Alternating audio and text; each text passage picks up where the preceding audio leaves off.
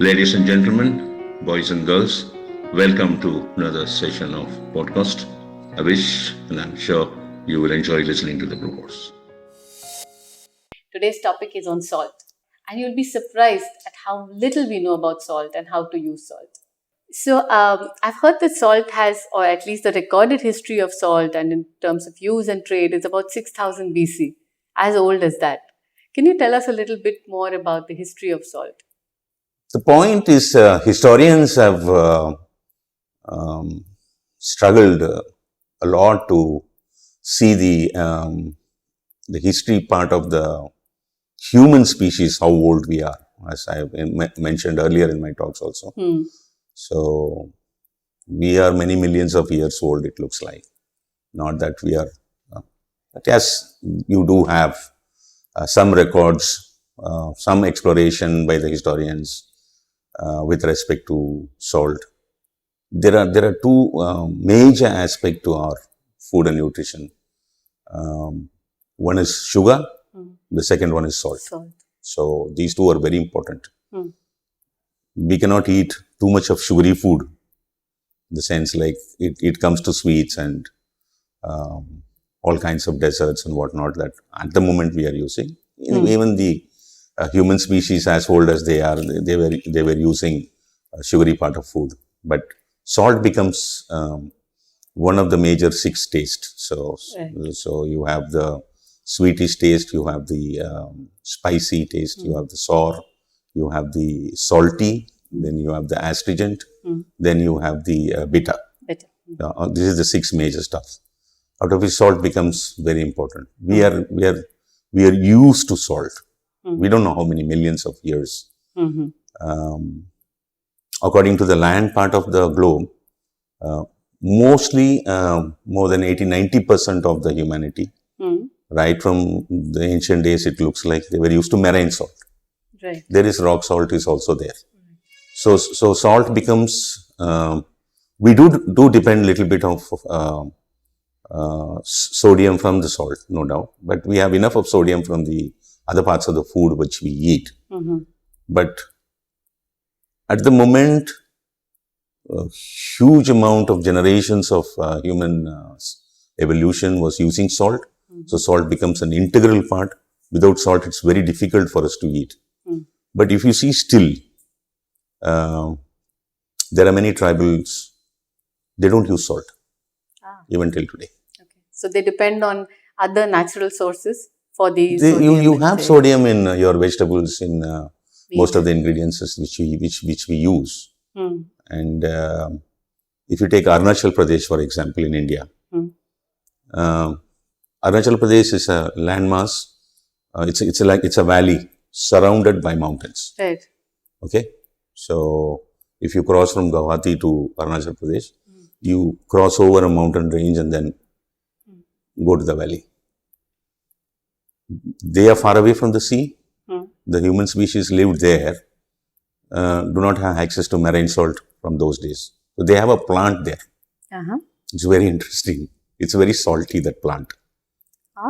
They take that plant, they process it, they dry it, they powder it and keep it at home. And they use that as a salt. It's very interesting. And suppose if you bring a small quantity of it to places like Chennai or Hyderabad and all that, in our heat, in our moist condition, it will become soggy and it will melt. In their conditions, it will remain powder. It will remain powder. Yeah, there are a lot of people there. You see, they use that plant powder as for the salty taste of their food. Okay. So you do have, even today, there are some group of human beings, these tribals and all that. Tribals have access to our modern society today. They come to our trade area. They sell this thing. They buy rice, dal and all that. They can take little salt also and go. Right. But there are groups whom I have seen, tribals, they don't use salt at all. So salt plays a vital role. We don't know the history, but almost 95 to 98% of the humanity eat salt as a basic stuff in their cooking. Absolutely. Or add it. So even in sugary foods and most of the sweets and all that we make, we use a little bit salt. A bit of salt, absolutely. A bit of salt. Right. Because that salty taste is required. You would have seen many people, when they use this lime water, they use sugar and salt. It gives you a blend of a taste. Right. So salt is integral part of our food and nutrition. What role it plays in physiology, we will be talking about it. Yeah. And as you said, 98% of humans depend or rely on salt. What's the difference between the salt consumptions in humans? Because if sodium is needed, it will be needed for animals as well. So how is the salt consumption different in humans and in animals? This is very interesting to, this observation is really, really interesting. In the pathological classification of the ancient science, you will see 4,448 diseases were mentioned. Okay.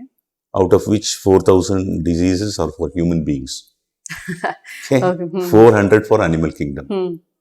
40 is for reptiles, 8 is for birds. Okay.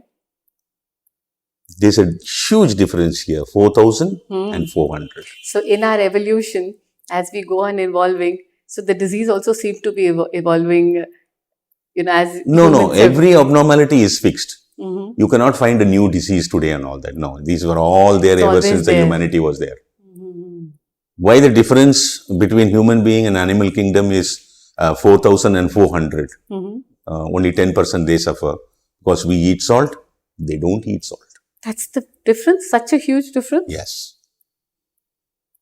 You cannot talk about the domesticated animal. There is nothing called domesticated animals. Please remember this.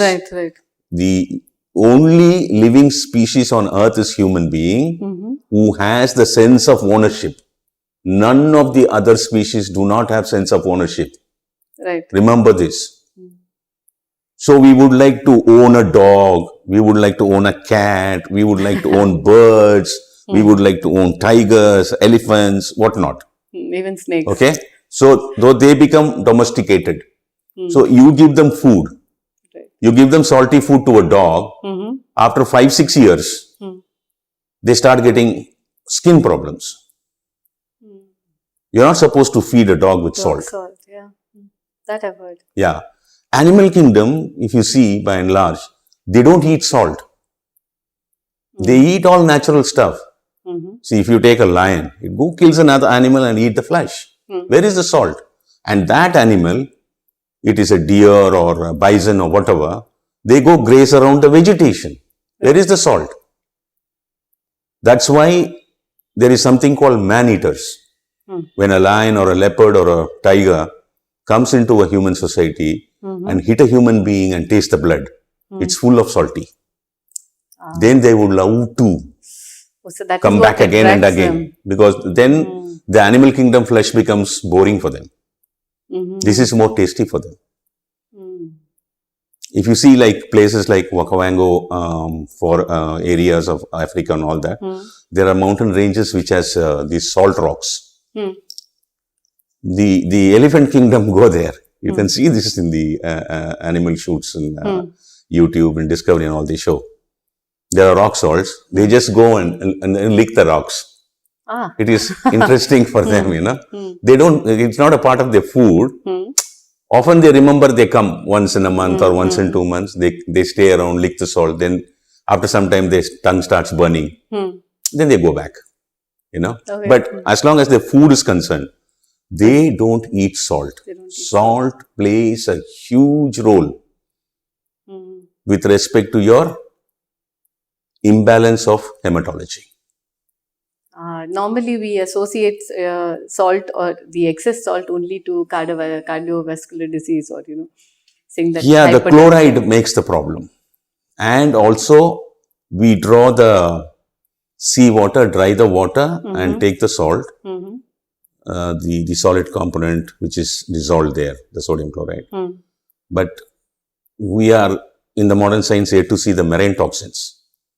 If you have 1 lakh species on earth living on the land, you will have 10 lakh species on the marine kingdom. 10 times more. 10 times more. Yeah, at that time what happens is they all, eat and excrete those marine species. Their fishes, crab, prawns, there's so many things are there. We cannot eat most of the fishes in the sea and the ocean. There are fishes you eat, you immediately die. Okay. Because they are so toxic in nature. Toxic. So their excretion becomes, most of the creatures there, the excretion becomes toxic. They all dissolved in the water. So that water only you draw.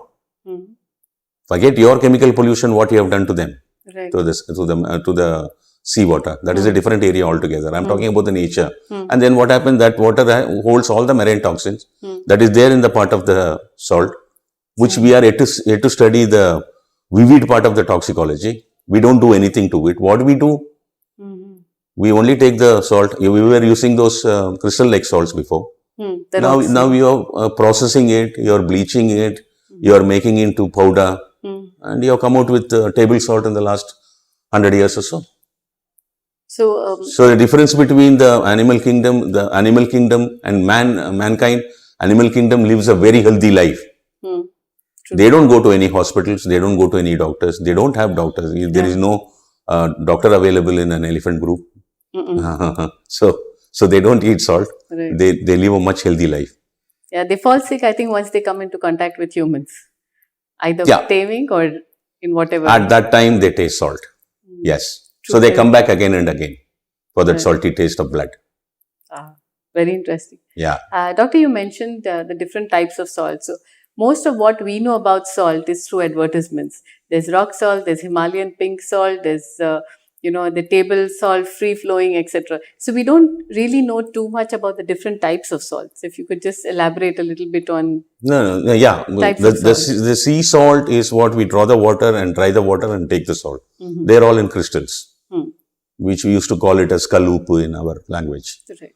This was what we were using so many years, even now, many people. The table salt is refining that. We'll come to that later. Rock salt is rock salt, which is available in the land, in mountains, in the ground. Okay. They are blocks. They excavate and take it. You have a huge salt rock area which is spreading all the way from UK to Poland. Okay. Okay. They go inside and tunnel it and take it. And they are in different colors. Somewhere it is pink in color, somewhere it is white in color, somewhere it is like glass, somewhere it is green. That's all because of the groundwater contaminations. Oh, it's not got to do with the rock salt is rock salt. It is in different colors. There are 4-5 basic colors, out of which pink is one color. Okay. So rock salt is also 95 to 98% sodium chloride. Sea salt is also 98% sodium chloride. Sea salt has minerals. Sea salt by itself has iodine. Okay. Yeah. As a crystal. When it comes to the question of this table salt, we use chemicals as an anti-caking agent. They should not stick together. They should not become lumps. Free flowing, yeah. We use magnesium carbonate.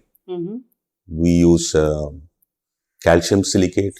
We use magnesium silicate. We use calcium carbonate. We use calcium phosphate. There are 5 different. Each industry follow one chemical. Any one of it will do that. They are all anti-caking agents, but they are all toxic in nature. I see. They all have their own side effects to our body. But minimum percentage, it should not be so and so grammage per kilo. Those guidelines are there in modern science. They follow it, but still, sometimes body can react to even small quantities. Table salts are not good because as they process the salt and add this anti-caking agent and all that, they drive away all the minerals in it. They cannot do anything to the toxin. So the toxins are still remaining in the salt. Because you don't know what is toxin. Unless you know what is toxin, unless you know that it is your shoes, you're going to wear it. Yes. Okay. Something like that. You don't know what it is, so you don't know what to do. Where it hides, in what form it is, you don't know the values. So, those values are not good for us. We are using, our body is used to it. Very simple. the body can combat it. Body is one amazing machine which detoxify anything and everything. That is the liver. True. Liver goes through the struggle. Okay. So the rock salt is something which we pick it up from the land of different colors. 4-5 colors are there. Most of the time they are contaminated with groundwaters. You can go and study all that in the net. The sea salt is from the sea water, which are crystals as it is produced, manufactured naturally. Right. You have huge vast land, you draw the water, dry it, take it, that's all. Processing it becomes table salt with anti-caking agents of those 5 chemicals which I told you. Okay. That's all. But salt is salt. Sodium chloride is sodium chloride. That's it. Simple. Okay. And having too much of salt is bad for health. That's something everybody knows. If you can tell us what effect does salt have on the health? One, the necessity of salt. See, anything too much is not good. True. Eating too much of food is also not good. Eating too much of sugar is also not good. Eating too much of salt is also not good. Salt becomes a natural preservative because it has very high antibacterial effect. Right. The NaCl, the sodium chloride. But it cannot be used. More than 30% of salt when you use in a component becomes preservative. That can be used for pickles and dry fish. Sometimes they make dry meat also, soaked in salt, which can store it. So that they don't get decay. They don't get decomposed and decay. Right. So most of it is pickles, different type of pickles, and some of it is the different type of dry fish. Fishes. But more than that, you cannot use 30% salt in any other food, which becomes highly salty. You can't eat. You can't eat. You can't eat. Salt on the higher side is, going to harm us a lot. It loses our biochemistry balance will also be lost. Our signaling systems get affected. Okay. Plus, your blood becomes more salty, more of sodium chloride, which is again will affect the signaling systems and the transport systems and all that. The lesser the salt which you use, it is good for you. The more salt which you use, it's not good for you. If you use salt only in 1 meal a day and 2 meal a day without salt, it becomes better. Salt, when it goes in, the water retention of the body becomes higher. Yes. Because when there is a sodium chloride in your system, when it enters your system, the water molecules go and surround Attracts it. the water molecules. True. They'll go and surround it and block them. They don't want them to destroy any of our cells. Okay. So the more water is retained in the body. So this is where it's very important. They don't allow it to go and react with many things. So the water molecules are guarding them. So the more and more salt, the more and more water retention in the body is higher. This is very simple. Okay. And whenever you have cardiovascular problem, they tell you to reduce your salt. True. Because it burdens your cardiovascular function. That's where it becomes very important that the less of salt accumulated in your body, it's more good for you. And if we have to use the salt, would you recommend rock salt or table salt? No. Or this is very important. See, if we are all if you take mine as an example, we are all born and brought up in Chennai. We live close to the shore. We are used to marine salt. Our parents have used marine salt. Their parents have used marine salt. Our ancestors, in your gene line. Right. We were all using marine salt and coming. So there are people who live in Midland, the European side and all that. They are used to rock salt. There are many places where you live. Say if you take Persian region and all that, they have to come too far to access the sea. So there are areas like that. They were using rock salt. Rock salt. Their generations were using rock salt. So if you are used to marine salt, as far as your generations are concerned, you stick to marine salt. That's okay. Good for you. That's good for you. Because your body is used to it. Your body knows its chemistry. Your body knows what comes in. See, suppose you are using marine salt right from the day you are born. Suddenly at the age of 42, you see an advertisement, rock salt is good for health and all that. No salt is good or no salt is bad. Salt is salt. So it depends on how you handle it in your daily life. How much you use it. Yeah. If you are used to, suddenly you change over to this rock salt after the age of 40 or 42. That's not good for you. Definitely it's not good for you. You are introducing something which the body will start seeing. Body is, every cell is an individual by itself in the body. They know how to jump, they know how to dance, they know how to laugh, they know how to speak, everything. They will see, oh my God, there's somebody new coming in. Who is this? So they have to find parameters if they don't like certain things. So you stick to what you are used to it, your generations are used to it. Very beautiful, yes. Yeah, very true. That is what is, you're not unnecessarily loading your system by introducing some new thing. Like if you take a medicine, a paracetamol or an aspirin or any other antibiotics or whatever it is, the body will know it is a foreign material. He knows, hey, this fellow doesn't belong to me. So they try to combat it and kill him. That the liver does the job. Whatever percentage it cannot kill, it will go in the blood. It will go into the blood. Otherwise, they will neutralize everything. They won't allow any foreign material inside. No. Sorry. I think it also happens with non-local food that we think is good and try to introduce into our lifestyle. No, that depends on microbial load. You cannot go to a place like Siberia and eat a big bird meat. May not help you, but those microorganisms are totally different. Your body may not be used to it. That may trigger so many things inside. True. Something like that. You stick to the food what you know. You stick to the ingredients what you've been using or your generations are using. So those who are using rock salt generations after generations and coming, it'll be good for them. But we are used to marine salt. We stick to marine salt. Salt is salt. Both are, you want the salty taste, right? So what is the point of changing? It's true. Suddenly. No need at all. Very interesting. Yeah. This is what one has to understand. Okay, I understand that the ancient Tamil sciences, life sciences, have prescribed to us specifically how salt is to be used. And you see, these are ancient Tamil heritage. I belong to Tamil family. So that's why I started studying my ancestors, the science, what they have devised those days. It is a contribution of mankind over a huge span of time, thousands of years. Right. So they know what is salt, what damage it can do to us, how to use salt. It's very important. I know most of us, there are people whom I know who knows this, what I'm going to tell you. But I know most of the people don't know how to use salt. There is a methodology to use salt. How they use salt in the olden days is, when you cook a food, say suppose you're making some vegetable for yourself and you make a poriyal or kootu or whatever it is, you don't add salt in the beginning at all.